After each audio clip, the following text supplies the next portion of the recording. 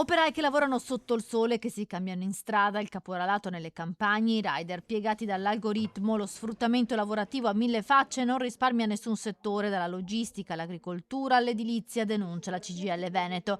A Padova, durante il convegno dedicato al lavoro svenduto, l'intervento del segretario nazionale Maurizio Landini. È un modello che va contrastato perché è fondato sullo sfruttamento e soprattutto sulla logica dell'appalto, del subappalto, del massimo ribasso e quindi dello sfruttamento del caporalato. E non è una cosa che sta riguardando un settore, sta riguardando tutti i settori trasversalmente e c'è bisogno di intervenire radicalmente. Noi tra l'altro abbiamo lanciato una raccolta di firme per una legge di iniziativa popolare che chiede proprio di mettere mano a questa logica degli appalti. E il primo punto di fondo è la responsabilità del cosiddetto committente. Per tutelare i lavoratori dell'agricoltura, questa è la proposta della CGIL.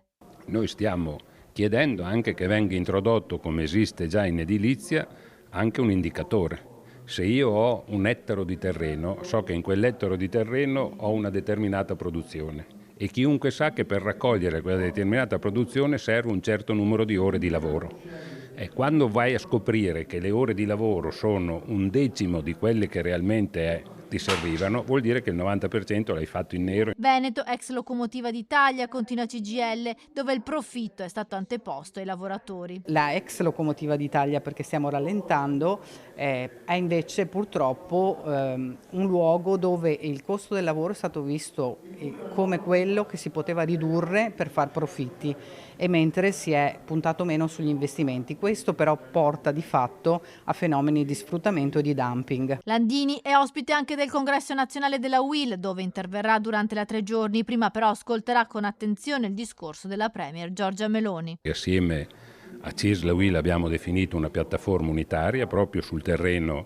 della rappresentanza e l'obiettivo in modo molto esplicito di questa nostra piattaforma, vogliamo fare un accordo con tutte le parti datoriali e cancellare i contratti pirata e proprio affermare che i contratti che sono validi sono quelli firmati da chi è rappresentativo e noi siamo pronti a farci misurare la rappresentanza, vuol dire quanti iscritti hai e quanti voti prendi nelle elezioni dell'RSU, e stiamo chiedendo di estendere le elezioni degli RSU e dei rappresentanti della sicurezza in tutte le imprese.